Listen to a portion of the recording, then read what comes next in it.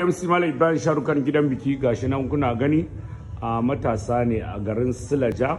wato kusa da Abuja muke yin wannan bikin. Ina ke decoration a ƙarƙashin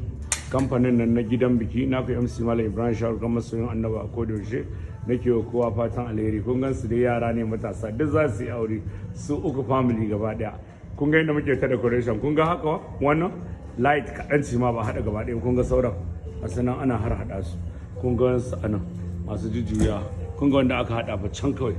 su siye ba da hasken hallon nan kun ga yadda muke decoration ana ta aiki da daddare karfe 1 na dare ne ake wannan aiki kun gani na ka MC Malam Ibrahim Sharukan gidan biki ne maka fatan alheri tare da ma'aikatan kamfanin mu gaba daya a wannan guri sai godiya ne muku fatan alheri amare da angwaye gobe ne za ta fashe da yardar Allah shi nan muna tafin fa musu gurin